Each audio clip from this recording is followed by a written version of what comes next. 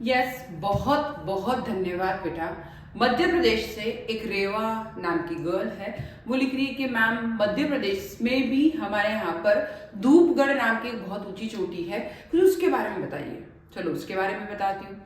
कुछ स्टूडेंट की डिमांड है जो झारखंड से लिखते हैं कि मैम, रितु नाम है लड़की का, कि मैम प्लीज हमें संशोधन जो होते हैं या फिर कोई जनहित याचिका लगाई जाती है उसके बारे में बताइए। उसके बारे में बात करेंगे, यानी कुल मिला के संविधान संशोधन के बारे में बात करेंगे, जनहित याचिका के बारे में बात करेंगे, मध्य प्रदेश का सबसे ऊंची चोटी जो कहलाती है धूपगढ़ उसके बारे में बात करेंगे, और आगे चलकर क्या क्या होने वाला है। बहुत इंपॉर्टेंट टॉपिक है।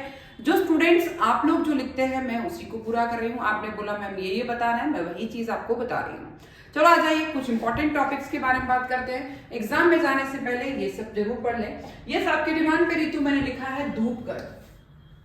धूपगढ़ क्या है? सबसे ऊंची चोटी है धूपगढ़। मध्य प्रदेश की सबसे ऊंची चोटी 1350 मीटर है। मध्य प्रदेश की सबसे ऊंची चोटी है धूपगढ़ 1350 मीटर, जो सतपुड़ा पर्वत श्रृंखला में स्थित है। कहाँ है? सतपुड़ा पर्वत श्रृंखला में स्थान है। यह पचमढ़ी मध्य प्रदेश का एकमात्र हिल स्टेशन में स्थित है। पचमढ़ी का आपने सबने नाम सुना होगा, घूमने जाते हैं आप लोग हिल स्टेशन में। पचमढ़ी जो है सबसे हिल स्टेशन बहुत फेमस है, तो मध्य प्रदेश का एकमात्र हिल स्टेशन है जिसमें स्थित है, और पर्यटन आकर्षण के लिए है। पर्यटन यहाँ खासकर सनसेट पॉइंट और सनराइज पॉइंट देखने के लिए आते हैं। प्राकृतिक सुंदरता बहुत अधिक है यहाँ पे। पचमढ़ी में अगर आप जाएंगे तो भले जाते हैं तो नीचे नीचे नीचे जाएं, कभी ऊंचे ऊंचे जाएं। चारों ओर हरे भरे जंगल, बादलों का समंदर, शांत वातावरण रहता है और मनमोहक बनाती है। वन्य जीव बहुत है। सतपुड़ा टाइगर रिजर्व के नजदीक होने के कारण यहाँ समृद्ध वन्य जीव पशु पक्षी प्रजातियां भी मिलती है। मतलब कुल मिला के धूपगढ़ जो है पचमढ़ी में स्थित है। पचमढ़ी की जो पहाड़ियां है वो धूपगढ़ी है, और यहाँ से सनराइज और सनसेट दोनों देखने के लिए आते हैं। पर्यटन का बहुत आकर्षक केंद्र है। 1350 मीटर इसकी ऊंचाई है। फिर बात करते हैं कुछ विशेषता है। साफ मौसम, यहाँ से सैकड़ों किलोमीटर दूर तक का नजारा दिखाई देता है। धूपगढ़ वास्तव में प्रकृति प्रेमियों के लिए बहुत अच्छा है और खोजने के लिए स्वर्ग जैसा अनुभव मिलता है। वंदे मातरम के बारे में बात करते हैं। वंदे मातरम 150 वर्षों से जब हम मनाने जा रहे हैं, उत्सव मनाया हमने, तो उसके बारे में बात करते हैं। वैसे हम बात करते हैं कि जो जनगण मन राष्ट्रगान है, और जो वंदे मातरम है वो राष्ट्रगीत है। तो राष्ट्रगान और राष्ट्रगीत के बारे में बात करते हैं। रचना प्रकाशन, कैबिनेट ने राष्ट्रगीत वंदे मातरम, राष्ट्रगान जनगण मन, राष्ट्रगीत वंदे मातरम है कि 150वीं वर्षगांठ मनाई। रचना प्रकाशन, रचना किसने करी है? बंकिम चंद्र चट्टोपाध्याय ने। भाषा है संस्कृत और बंगला दोनों मिश्रित किया है। प्रथम प्रकाशन उपन्यास आनंद मठ 1882 में हुआ। 1882 में पहला आनंद मठ में। पहला सार्वजनिक गायन था रविन्द्रनाथ टैगोर कांग्रेस अधिवेशन में 1896 में। फिर बात करते हैं स्वतंत्रता संग्राम में भूमिका। वंदे मातरम एक जन आंदोलन का नारा है। वंदे मातरम क्या है? जन आंदोलन का नारा है। स्वतंत्रता सेनानियों के लिए प्रेरणा स्रोत है। ये स्वतंत्रता सेनानियों के लिए क्या है? प्रेरणा स्रोत है। जन जन में देशभक्ति की भावना जगाई है। जन जन में इन्होंने क्या करी है? देशभक्ति की भावना जगाई है। आंदोलन, कविता और सभाओं का मुख्य उद्घोष बनाइए। मतलब अगर आपने वंदे मातरम का 150वां वर्षगांठ मनाया है, मतलब जब लिखा है बंकिम चंद्र चट्टोपाध्याय ने, और जो हमारा राष्ट्रगीत है तो संस्कृत में और बांग्ला दोनों में लिखा गया है, और इसके लिए क्योंकि अगर हमने इसकी वर्षगांठ मनाते हैं तो हमको देशभक्ति की भावना ज्यादा से ज्यादा उत्प्रेरित होती है। फिर आता है संवैधानिक स्थिति। राष्ट्रपति के रूप में दर्जा दिया गया है। जनगण मन राष्ट्रीय गान है। वंदे मातरम राष्ट्रगीत है। संविधान सभा ने दोनों को समान प्रतीकात्मक महत्व दिया है। अनुच्छेद 51 ए जो है केवल राष्ट्रगान के प्रति सम्मान अनिवार्य है। ठीक है। सांस्कृतिक महत्व क्या है? भारत भूमि को माँ के रूप में वंदना की है। भारत भूमि को माँ के रूप में वंदना की है। एकता और विविधता का प्रतीक माना है। एकता मतलब हमारे यहाँ पर इतने जन के अलग अलग तरह के लोग हैं, अलग अलग तरह की भाषाएं, अलग अलग तरह का सब कुछ है, फिर भी हम लोग में एकता है। धार्मिक सार्वजनिक रूप में केवल प्रथम 2 पद गाए जाते हैं। धार्मिक और सांस्कृतिक संवेदनशीलता का भी सम्मान किया गया है। सांस्कृतिक महत्व, भारत सरकार की पहल हुई है। देश भर में सांस्कृतिक कार्यक्रम, प्रतियोगिताएं, जन समारोह, विद्यालय और विश्वविद्यालय में विशेष आयोजन हुए। उद्देश्य वंदे मातरम की भावना नई पीढ़ी तक पहुंचाना है। वंदे मातरम पूर्ण गीत है। देखिए, वंदे मातरम त्वहि विद्या त्वहि धर्म, सुजलाम सुफलाम, फिर आता है मलयज शीतलाम, फिर आता है शस्य श्यामलाम मातरम। फिर इतना ही हम लोग अच्छे से फेमस तरीके से देखते हैं, त्वहि विद्या त्वहि है धर्मम त्वहि हृदि त्वहि मर्मम त्वहि प्राणा शरीरे बाहुते त्वहि शक्ति हृदय त्वहि भक्ति और दे तोमराई प्रतिमा घटी मंदिरे मंदिरे। तो इस तरीके से त्वहि दुर्गा दश प्रण धारिणी, बहुत अच्छी भाषा में लिखा हुआ है और बहुत अच्छा मीनिंग है उसका। तो इस तरीके से हमको ये सब आना चाहिए।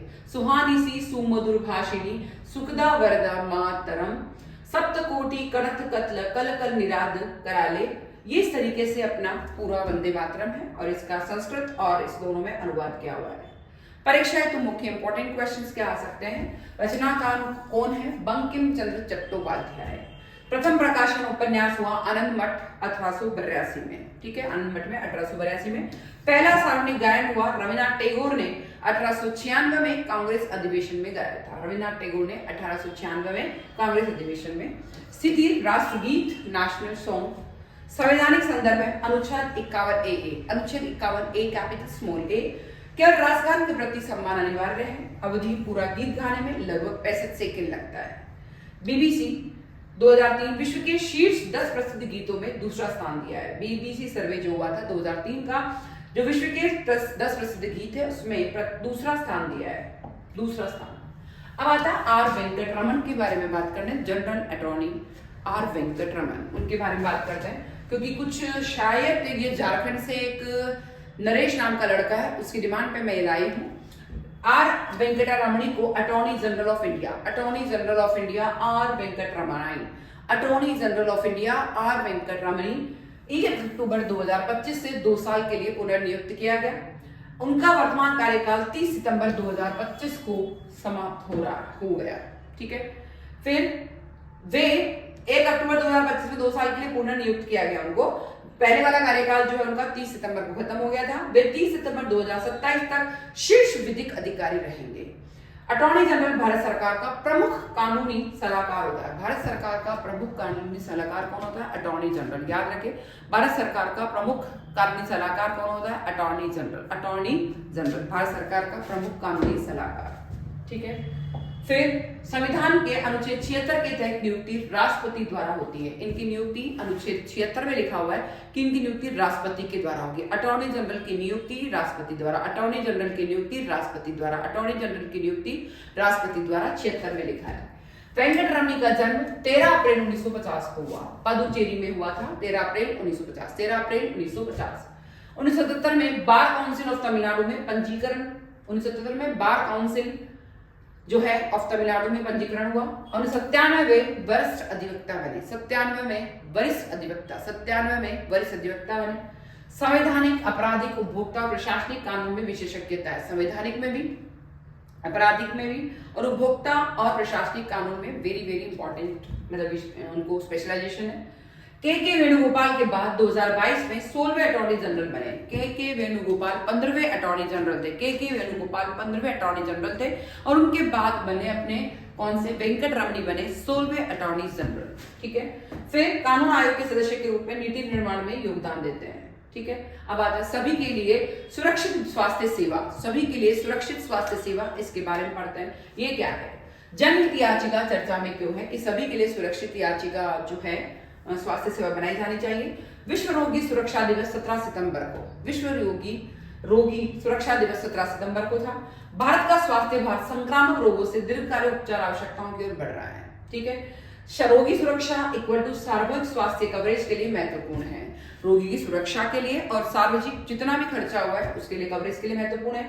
असुरक्षित स्वास्थ्य सेवा से जेब से होने वाला खर्च बढ़ता है और विश्वास कम होता है। अगर मान लीजिए आपकी जेब से देना पड़ रहा है तो आपकी गवर्नमेंट के प्रति आपका अविश्वास होने लगता है और खर्चा भी बढ़ रहा है। तो जनहित याचिका का विकास और इतिहास क्या है, इसके बारे में बात करते हैं। 1979 हुसैनारा खातून 1979 विचाराधीन कैदियों का त्वरित न्याय का अधिकार। विचाराधीन जो कैदी थे उनको त्वरित न्याय मिलना चाहिए, ये अधिकार। 1980-90 के दशक में MC मेहता पर्यावरण विशाखा 1997 कार्यस्थल पर अधिकार मिलना चाहिए, ठीक है। 1980-90 के जो दशक में MC मेहता वो कह रहे थे पर्यावरण विशाखा जो है 1997 कार्यस्थल का अधिकार मिलना चाहिए। फिर भ्रष्टाचार उजागर करने के लिए इस्तेमाल किया गया 2G कोयला घोटाले के लिए।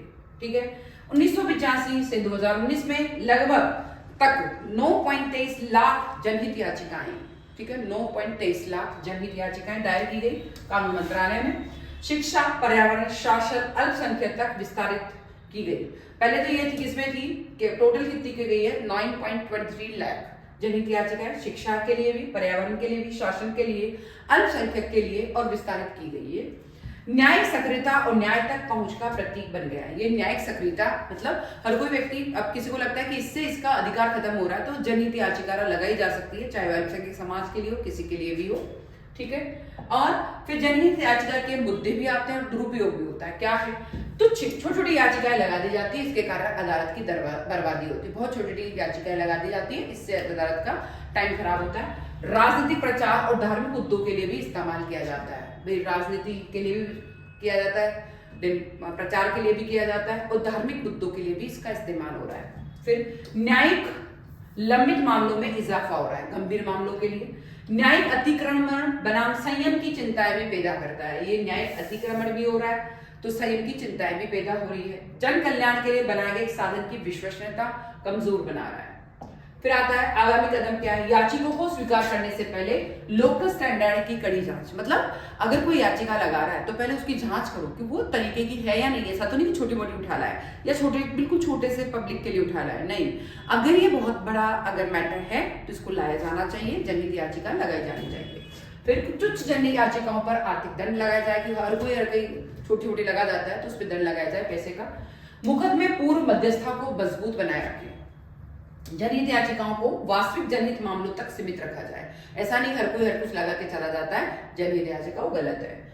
न्यायिक सक्रियता और विवेकशीलता में संतुलन बनाए रखें। न्याय तो मिलना चाहिए पर आपके विवेक से काम करना चाहिए।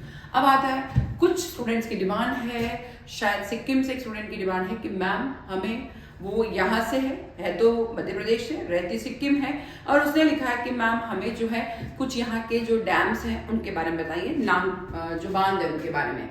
वैसे हम सोचते हैं कि हमारे यहाँ की टेक्निक जो है चीन के मुकाबले बहुत ही कमजोर है।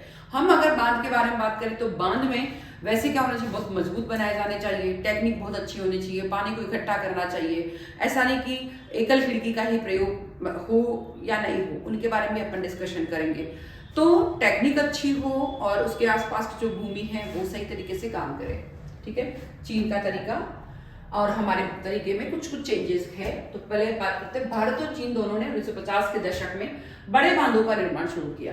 भारत ने भाखड़ा और हीराकुंड जैसी, जबकि चीन ने सेंट मेंक्सियार बांधों का निर्माण शुरू किया।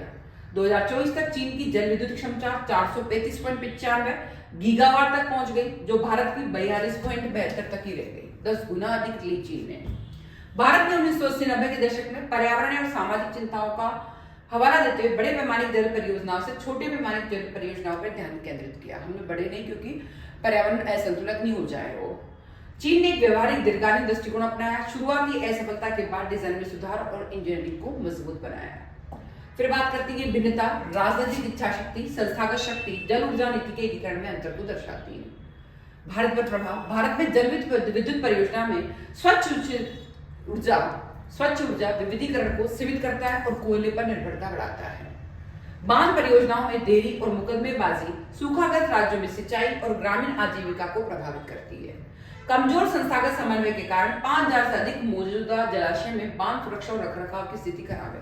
देखिए, जहां पे भी बांध बनाए जाते हैं पहले तो ये कोशिश की जाती है कि चारों तरफ थोड़ा सा, एक दो तरफ उसके पहाड़ हो तो उस पानी को वहां पे इकट्ठा किया जा सके। अब उस पानी से जो आसपास के गांव है, अगर थोड़ा पानी ज्यादा आ जाएगा, उसका गेट खोला जाएगा तो आसपास के गांव बह जाते हैं। तो इसके लिए भी कड़ी सुरक्षा और उनको पहले स्थानांतरित किया जाता है। उसको स्थानांतरित करने में भी बहुत प्रॉब्लम आती है, क्योंकि हम किसी व्यक्ति को भी सुनते हैं, जनता की बात सोचते हैं। ऐसा नहीं कि चाइना हमारे से आगे, तो चाइना जनता की इतना नहीं सोचता, पर हम लोग बहुत सोचते हैं। इसके कारण जो है हम लोगों को इंजीनियरिंग में या कहीं ना कहीं थोड़ी बहुत दिक्कतें आती है, इसलिए हम इतनी पैदा नहीं कर पाए। कमजोर संस्थागत समन्वय, 5000 से अधिक मौजूदा जलाशय में बांध सुरक्षा और रखरखाव की स्थिति भी खराब है, क्योंकि हम नहीं आगे बढ़ पा रहे हैं। मानसूनी वर्षा पर निर्भरता अभी भी उच्च बनी हुई है। मानसूनी वर्षा पर हम लोग डिपेंड है, जिससे भारत जलवायु जनित संकट के प्रति संवेदनशील बना हुआ है। ब्रह्मपुत्र और अन्य नदियों पर चीन की ऊपरी तटवर्ती परियोजनाएं भारत की जल सुरक्षा संबंधी चिंताओं को बढ़ाती है। उसके ऊपर पर चीन की जो नदियों के ऊपर जो बने हुए हैं वो हमारी जल सुरक्षा योजना को और ठेस पहुंचा रही है और प्रॉब्लम दे रही है कि हम लोग कहीं बाढ़ग्रस्त नहीं हो जाए या हमारे गाँव के गाँव खत्म ना हो जाए। फिर बात करते हैं भारत के बांध विकास में प्रमुख मुद्दे, वो क्या है? नियामक देरी। हम लोग पर्यावरण के कारण और कानूनी मंजूरी में अवसर प्रॉब्लम आती है, इसके कारण हमारी देरी होती है।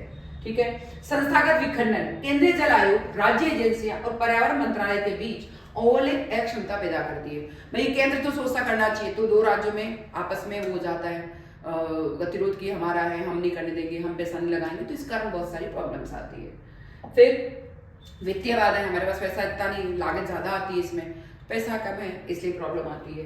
पुनर्वास चुनौतियां कि एक जगह से दूसरी जगह से गांवों को शिफ्ट करने पड़ते हैं, वहां की बस्तियों को शिफ्ट करना पड़ता है, प्रॉब्लम आती है। तकनीकी कमियां, हमारे यहाँ पर पैसा नहीं और पैसा कम, टेक्निक इतनी यूज नहीं कर पाते, इसलिए प्रॉब्लम आती है। फिर आता है कि इसके लिए टेक्निक अच्छी लानी जानी चाहिए, तलछट जो किनारे किनारे के जो बने हुए हैं सकरे उनको सही किया जाना चाहिए, उनके गेट है उनको सही किया जाना चाहिए, अच्छी इंजीनियरिंग का यूज किया जाना चाहिए। डैम की टेक्निक ऐसी नहीं हो कि भाई वो जल्दी ही खत्म हो जाए, ठीक है, और टाइम पर काम होना चाहिए, पारदर्शिता होनी चाहिए, लागत कम रखनी चाहिए। तो इस तरीके से अब बात करते हैं म्युनिसिपल बॉन्ड के बारे में। अभी मैंने बताया था करंट अफेयर के बारे में बात करेंगे, स्टूडेंट्स की डिमांड है थोड़ा एक वीडियो में करंट अफेयर बताते जाए। म्युनिसिपल बॉन्ड के बारे में बात करते हैं। तो शहरी स्थानीय निकाय राजकोषीय तनाव का सामना कर रहे हैं। म्युनिसिपल बॉन्ड वित्त पोषण का एक विकल्प प्रदान करते हैं। म्युनिसिपल मतलब हो गई नगर पालिका। इतिहास, पहला बॉन्ड निर्गम बेंगलुरु, बाद में नासिक और अहमदाबाद। शुरुआती प्रयास के बाद बाजार स्थिर हो गया। पुनरुद्धार की गति, भारतीय प्रतिभूति विनिमय बोर्ड सेबी के 2015 के दिशा निर्देश ने मानदंड को मानकीकृत किया, स्टैंडर्डाइज किया उसका।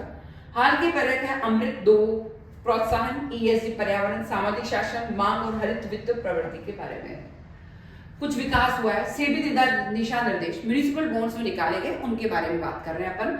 अनिवार्य क्रेडिट रेटिंग, प्रकटीकरण और उपयोग का मानदंड किया गया था। तो बस इतना ही याद रखें कि म्युनिसिपल बॉन्ड सेबी के अंडर में या उसकी देखरेख में निकाले गए, दिशा निर्देशन मानदंड को स्टैंडर्डाइज किया गया है। फिर इतना मैंने आपको थ्योरी दिया है। अब आता है व्यापक रूप से बाधा डालने वाले मुद्दे। अनुदान पर अत्यधिक निर्भरता हो जाएगी हमारी, और कमजोर प्रकटीकरण हो रहा है हमारा, द्वितीय बाजार का अभाव हो रहा है, कम क्रेडिट आ रहा है, कम साख आ रही है। पर नए हैं, इन्हीं पॉइंट्स को उल्टा कर रहे हैं कि अगर बॉन्ड्स है तो प्रशासन सर्वप्रथम आना चाहिए, राजस्व उसका सुदृढ़ होना चाहिए, बाजार विकास होना चाहिए सेबीआई आरबीआई के समन्वय से, समावेशी वित्त पोषण, पैसा मिलना चाहिए, स्थायित्व प्रोत्साहन होना चाहिए, यानी जल्द इन सब के बारे में। फिर बात करते हैं लैंडमार्क जजमेंट, या कुछ जो लैंडमार्क जजमेंट हुए हैं संविधान संशोधन होते होते, कुछ धाराएं क्या क्या है और वो करके जजमेंट जो दिए गए उनके बारे में बात करते हैं। सबसे पहला है सुनील कुमार सिंह बनाम बिहार। सुनील कुमार सिंह बनाम बिहार, विधान परिषद 2025 का फैसला। विधान परिषद 2025 का फैसला है, क्या है? याचिकाकर्ता विपक्षी पार्टी के मुख्य सचेतक ने बजट सत्र 2024 में मुख्यमंत्री के प्रति आपत्तिजनक शब्द व शारीरिक हावभाव का प्रयोग किया। देखिए, याचिकाकर्ता विपक्षी पार्टी के मुख्य सचेतक ने बजट सत्र, मतलब याचिकाकर्ता क्या लिख रहा है कि जो दूसरी पार्टी का जो मुख्य सचेतक है उसे बजट सत्र 2024 में मुख्यमंत्री के प्रति आपत्तिजनक टिप्पणी दी है और उसके हाव भाव दिए हैं, जो एक्शन है तो वो गलत है। तो 2 दिन के भीतर 14 जून 2024 को समिति ने स्थायी निष्कासन की सिफारिश करते हुए अपनी रिपोर्ट प्रस्तुत करी। समिति जो कमेटी वो कहती है कि इनकी स्थायी निष्कासन कर दो, ये रिपोर्ट प्रस्तुत करे, जिस पर 7 में से केवल 4 सदस्यों ने हस्ताक्षर किए। अन्य सदस्यों को समान आचरण के लिए सिर्फ 2 दिन निलंबन मिला, जबकि याचिकाकर्ता का स्थायी निष्कासन हुआ। ठीक है, उनको न तो सुसंगत वीडियो साक्ष्य दिए गए और न ही अपनी बात रखने का पर्याप्त अवसर मिला। इससे प्राकृतिक न्याय के सिद्धांत का उल्लंघन हुआ। बिहार विधान परिषद प्रक्रिया और कार्य संचालन नियमावली के तहत निष्कासन किया गया और रिक्ति हेतु चुनाव आयोग ने उपचुनाव घोषित कर दिया। फिर आता सुप्रीम कोर्ट की टिप्पणी क्या थी? ऐसी कार्यवाही न्यायिक समीक्षा के दायरे में आती है। अनुच्छेद 212 पूर्ण सुरक्षा नहीं देता। बी कहता है सदन को सजा तय करते समय संतुलन, विवेक और आनुपातिकता रखनी चाहिए। फिर स्थायी निष्कासन अत्यधिक और असंगत था, जो याचिकाकर्ता के मौलिक अधिकार और उनके द्वारा प्रतिनिधित्व किए जाने वाले निर्वाचक मंडल के अधिकारों का उल्लंघन करता है। भाई अपने किसी एक ने एक्शन कर दिया, किसी एक ने थोड़ा सा अपशब्द बोल भी दिए, पर कमेटी कहती है, कमेटी बनाई गई कि भाई जो ये किया गया वो गलत है, ऐसी याचिका लगाई गई। तो अब ये कहते हैं सुप्रीम कोर्ट की उसके अधिकारों के विरुद्ध है कि अगर हम उसको निष्कासित कर दें। तो एक को तो निष्कासित किया भी है कुछ सुन के कुछ हद तक, पर ये जो है हमारे अधिकारों के विरुद्ध है। ये प्रतिपादित किया गया कि विधायी अनुशासन बनाए रखते हुए लोकतांत्रिक मूल्यों की रक्षा किया जाना चाहिए। भाई हम ऐसा नहीं कर सकते, हम गलत जो काम कर रहे हैं उसको रोका जाना चाहिए। ठीक है, सुप्रीम कोर्ट ने विधान परिषद से स्थायी निष्कासन रद्द कर दिया और 7 माह का निलंबन पर्याप्त दंड माना। स्थायी निष्कासन नहीं किया जाना चाहिए, वरन 7 महीने का दंड हो, और यही पर्याप्त माना। उपचुनाव अधिसूचना भी रद्द कर दी गई। याचिकाकर्ता को भविष्य में अगर किसी व्यक्ति ने किसी चीफ मिनिस्टर के खिलाफ आपत्तिजनक शब्द बोला, उसके खिलाफ कुछ एक्शन किए तो वो गलत है। अगर किसी कमिटी ने कोर्ट में जनहित याचिका लगा दी है कि इसको पद से हटा दो और सिफारिश भी कर दी है तो याचिका से हटा मतलब उससे पद से हटा दिया जाना चाहिए। बट सुप्रीम कोर्ट कहता है कि पद से नहीं हटा सकते, वो गलत है। हम 7 महीने का उसकी सजा दे सकते हैं और अपमानजनक शब्द न बोलने के लिए उसे हिदायत दे सकते हैं। इस निर्णय ने यह स्थापित कर दिया कि विधायी संस्थाओं की अनुशासनात्मक कार्यवाही संविधान में न्यायिक समीक्षा से परे नहीं है। निर्वाचित प्रतिनिधि के लोकतांत्रिक अधिकारों की रक्षा भी होनी चाहिए। ठीक है, तो इस तरीके से आज की क्लास बहुत इंपॉर्टेंट थी। कुछ जनहित याचिका के बारे में, कुछ फैसले के बारे में, कौन कौन सी रिपोर्ट लगाई गई, किसने क्या बोला, तब क्या कहा गया, ये सब अपन ने पढ़ा है। तो आज की क्लास बहुत इंपॉर्टेंट थी। बहुत बहुत थैंक यू कि मैंने आपको जो आपकी डिमांड थी, मतलब आपने जो डिमांड करी है बहुत अच्छी डिमांड है। कुछ क्वेश्चन 7-8 साल पहले इससे आया भी है, तो मैं चाहती हूँ इस वीडियो को जरूर अच्छे से पढ़ के जाए। जय हिंद, जय भारत।